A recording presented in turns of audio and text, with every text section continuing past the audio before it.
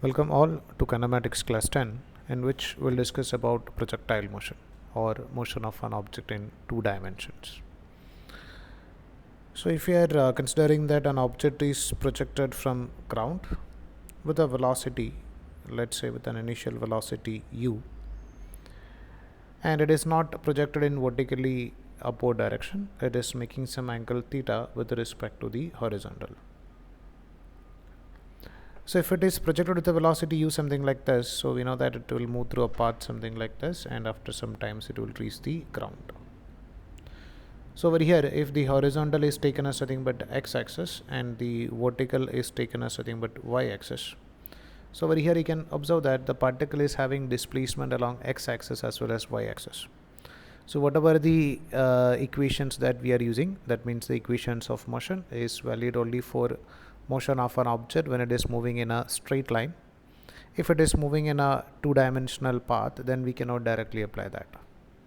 So for solving questions related to this projectile motion, what we'll do is we'll resolve this two-dimensional motion into two one-dimensional motions.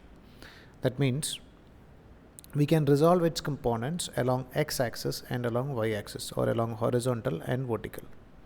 So the component of velocity along x-axis, which we can take it as nothing but u cos theta, and the component of velocity along y-axis can be written as nothing but u sine theta.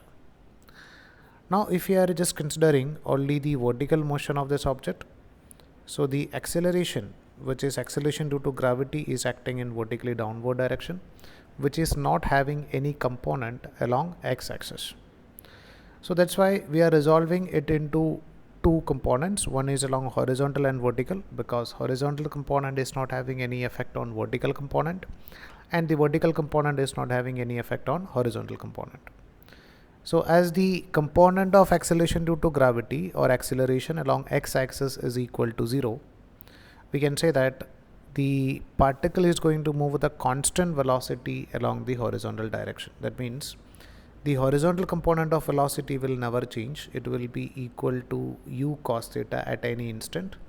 Even the particle is at maximum height, its velocity will be u cos theta, horizontal component of velocity, and here also it will be equal to u cos theta, and even when it reaches the ground, its component of horizontal velocity will remain same, that is equal to u cos theta.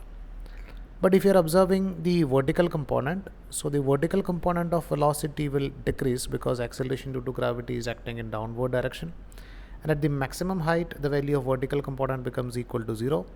Then the velocity will increase in downward direction, and it is going to hit the ground with a vertical component of velocity that is equal to nothing but u sine theta.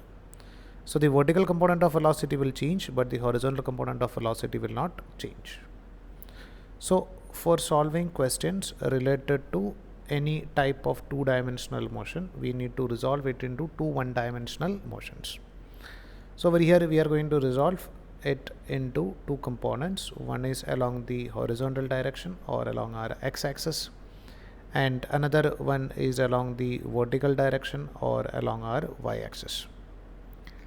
So over here we can first write what are the initial component of velocities, that is initial velocity along x-axis, which we can take it as nothing but u cos theta, and initial velocity along y-axis is nothing but u sine theta.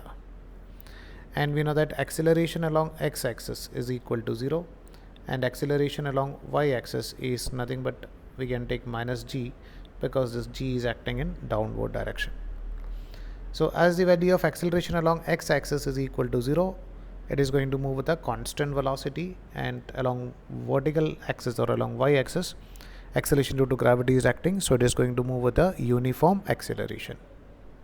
Now just so to understand how the particle is moving while it is in projectile motion, or how these velocities are going to change, you can just observe the situation. Like over here, initial velocity, vertical velocity was decreasing, and it is in downward direction after some times. So you can observe that that red color arrow represents the vertical velocity, and vertical velocities keep on decreasing, and at the maximum height it becomes 0. Then again it is increasing. Over here also, if you are projecting at different angle, you can observe the same thing, what happened to the vertical velocity. Now if we observe the horizontal component of velocity, which is shown in this blue color, over here you can observe that its magnitude is always constant. It is not changing with respect to time. Even if it is changing with different angle, you can observe this u cos theta component that will remain same always. Now let's discuss how to solve different type of questions related to this. So in question, if it is mentioned that an object is projected from here, which is making an angle theta with respect to the horizontal, and with an initial velocity, let's say that is equal to nothing but u. And so already we discussed that for the calculation purpose, first we need to resolve it into two components. One is along x-axis, which we can take it as nothing but u cos theta, and the other component along y-axis, which we can take it as nothing but u sin theta. Then the next step is we need to write all the components along x-axis and along y-axis, or along the horizontal direction and along the vertical direction. So we discussed that along the horizontal direction, its initial velocity is u cos theta and acceleration is 0. And along vertical direction, its initial velocity is u sin theta and its acceleration is acceleration due to gravity, which is in downward direction. So we'll take it as something but minus g. Now in some question they'll ask to find out what about the value of like time taken to reach the maximum height. Means RM is to find out what about the value of time taken by the particle to reach the maximum height. Let's see how to find out the value of time taken to reach the maximum height. So first we should decide in which axis, means along y-axis or x-axis or along horizontal or vertical, where we are going to use this equations. So to find out the value of time taken to reach the maximum height along the vertical direction, we know that its initial velocity is u sin theta, and as it reaches the maximum height, its velocity will be equal to 0. And we know the value of acceleration also, that is minus g. So we can find out the value of time by using that equation v is equal to u plus at. So over here final velocity is 0, initial velocity is u sin theta, acceleration is minus g and time is t. So you can find out the value of t is equal to u sin theta divided by g. So this will be the value of time taken to reach the maximum height. Now let's see how to find out the value of time of flight. So same as like in vertical projectile motion, time of ascent and time of descent will be same. So the value of time of flight will be equal to 2 times of time taken to reach the maximum height. So by using this equation 2u sin theta by g, we can find out the value of time of flight. Or we can find out it by using the equations also, because we know that its initial velocity will be equal to nothing but u sin theta. We know the value of its acceleration is nothing but minus g. And you can observe that when the particle reaches the ground, so this vertical velocity is again going to be the same magnitude as u sin theta, but that is in downward direction. So we can write the value of final vertical velocity will be equal to u sin theta in downward direction, or you can write minus u sin theta. Now again we can use the same equation, v is equal to u plus at. So the vertical velocity is nothing but minus u sin theta, and initial velocity is nothing but u sin theta, acceleration is minus g and time is t. So you can write this gt is equal to 2u sin theta divided 2u sin theta, or we can write the value of time will be equal to 2u sin theta divided by g. So this will give the value of time taken to reach the ground or time of flight. Now let's see how to find out the value of its maximum height.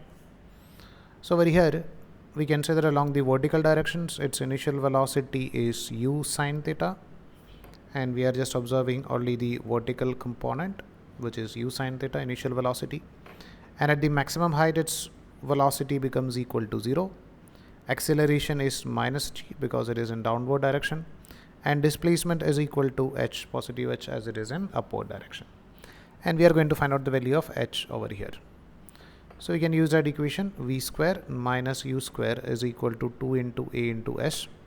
So you can write this 0 minus u square, which is u square sine square theta, is equal to 2 into this g is negative, so it is minus g into displacement, which we can take it as nothing but h. So we can write the value of h will be equal to this negative sign get cancelled, that is u square sine square theta divided by 2g is going to give the value of maximum height attained by the particle. Now let's see how to find out the value of horizontal range. Horizontal range means we are going to find out what about the value of distance traveled by the projectile along the horizontal direction. So over here we need to calculate it along the horizontal direction. So along the horizontal directions, we know the value of velocity is nothing but u cos theta, and we know that it is a constant because acceleration is equal to 0. And in the first part we just calculated what about the value of time taken by the particle to move from one end to another end, or what about the value of time of light. See, when we know the value of time taken, that is 2u sine theta divided by g. So as acceleration is equal to 0, velocity is constant, so we can use that equation velocity is equal to displacement divided by time, or you can write displacement is equal to velocity into time.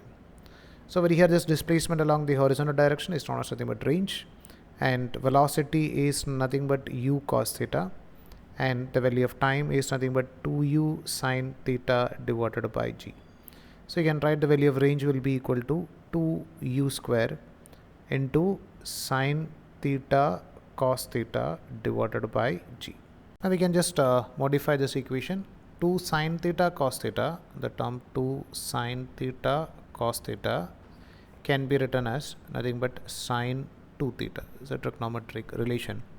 So by using this we can write range is equal to u square into sine 2 theta divided by g. So for the calculation purpose we'll use this equation. Range is equal to u square sine 2 theta divided by g. Now let's discuss how to find out the value of maximum range, or what about the condition for getting maximum range. So if you are projecting an object with different angles of projection with the same velocity, if angle of projection is less, the value of range will be less. And if you are increasing the value of angle of projection, then the value of range will also increase. And at some particular value of angle of projection, we'll get a maximum range. After that, again, if you are increasing the value of this theta, the value of range may get decrease. And if it is vertically projected, then the range will be equal to 0. So we are going to find out what about the condition for getting this maximum range. So already we discussed the equation for range, that was nothing but u square sine 2 theta divided by g. Now from this equation we can say that this range will have its maximum value for same value of u and g. We are keeping u and g are constant, only we are changing the value of theta. So range will have its maximum value when the sine 2 theta is maximum, and the maximum possible value of sine 2 theta can be equal to nothing but plus 1. And we know that sine theta will be equal to plus 1 when this theta is equal to 90 degree, or you can say that when this 2 theta is 90 degree, or you can say that when the value of theta is equal to 45 degree. That means if an object is projected at an angle which is equal to 45 degree, then we are going to get a maximum range. Along with this, just remember that for two values of projection, that means let's say if you are projecting at an angle theta 1 and some other angle, let's say that is equal to theta 2, we may get a same range. And the condition for that is the value of theta 1 plus theta 2 should be equal to 90 degree.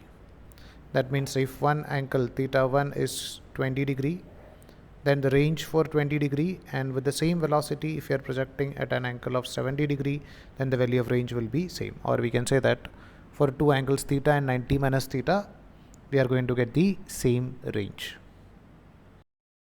Two values of angle of projection theta 1 and theta 2 will have the same range if theta 1 plus theta 2 is equal to 90 degree. Now let's see how to find out the velocity of particle as a function of time. So if a particle is projected from here with a velocity u, making an angle theta with respect to the horizontal, and assume that after some times particle reach somewhere over here. So it is having a horizontal component of velocity that will remain same, that is equal to u cos theta, and some vertical component of velocity, let's say its vertical component of velocity is equal to nothing but v, and time is equal to, take it as nothing but t. So we'll discuss how to express the net velocity of particle, which will be equal to nothing but the vector sum of its horizontal component plus vertical component. So if you are going for vector sum of these two, we are going to get the resultant velocity over here. So along the horizontal direction or along x-axis, we can write the value of its velocity will remain same, that is equal to u cos theta. So velocity along x-axis will remain constant, or you can write that is equal to u cos theta.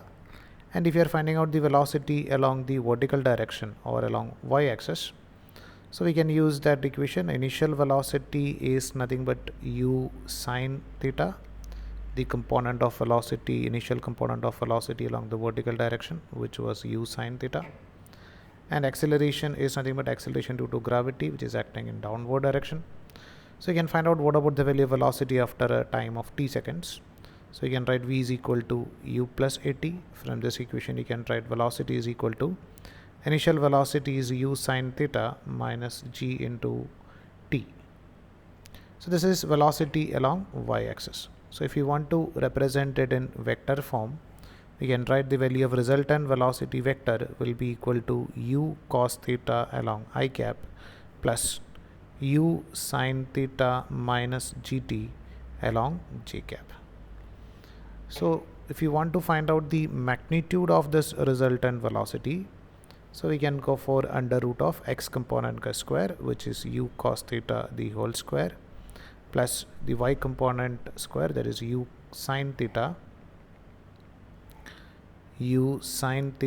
minus gt the whole square. So this is going to give the value of magnitude, and the previous one is going to give the value of velocity in direction as well as magnitude. Now let's see how to find out the position of a particle as a function of time. So let's say a particle is projected from here with an initial velocity u, which is making an angle theta with respect to the horizontal. After some time it reaches at point over here, let's say after a time of t seconds. So we can find out what about the location of this particle. So let's say this is representing its displacement along y-axis, and this is representing its displacement along x-axis, and this is going to give the displacement of particle over here. So we can find out its component along x-axis and y-axis. So we can write along the horizontal direction or along x-axis, its velocity is nothing but u cos theta. So its displacement along x-axis, we can write velocity into time, that is u cos theta into t. Now the displacement along y-axis, that we can write its initial velocity is nothing but u sine theta. It is moving with an acceleration minus t. So we can find out what about the value of displacement after a time of t seconds by using that equation ut plus half at square. So you can write this displacement along y-axis. Let's say y is equal to initial velocity is u sine theta into t minus half into g into t square. So you can write its displacement in vector form. So displacement vector can be written as, or position vector can be written as u cos theta into t along I cap plus u sine theta into t minus half into g into t square along j cap. Or if we want to find out the magnitude of this displacement or the distance travel, we can go for under root of x component ka square, that is u cos theta the whole square, u cos theta t the whole square plus u sine theta into t minus half into g into t square. Now discuss about the equation of trajectory or path. Over here we are going to find out what about the relation between its x component and y component. That means if the particle in projectile motion is over here at point P, so its corresponding y component is this, and this is representing its displacement along x-axis. So what about the relation between x and y, or y as a function of x, is known as nothing but a equation of trajectory. So just now we discussed how to find out the position along x-axis and as a function of time, and y as a function of time. So we just discussed that displacement along x-axis, we can take it as its velocity into time. That was u cos theta into t. So from this we can write instead of t, it is x divided by u cos theta. And displacement along y-axis, by using that equation s is equal to ut plus half at square, we can write y is equal to nothing but u into its initial velocity along y-axis is u sine theta into t minus half into g into t square. So if you are replacing the value of time by using that x divided by u cos theta, so we'll find out the relation between y and x. So you can write from this equation, that is y is equal to u sine theta into t. T we can take it as nothing but x divided by u cos theta minus half into g into t square, which we can take it as nothing but x square divided by u square cos square theta. So you can write this y is equal to this u and u get cancelled, that is x into sine theta by cos theta, that we can take it as something but tan theta minus half into g into x square divided by u square cos square theta. So this equation is known as nothing but a equation of trajectory or equation of path. So in a question, if there is a relation between x and y is using, then you can use this particular equation, or if the value of x is given and if you want to find out the value of y, we can use this equation. Hope so that you understood whatever the things we discussed in this class. If you are having any doubt, please contact. Thank you.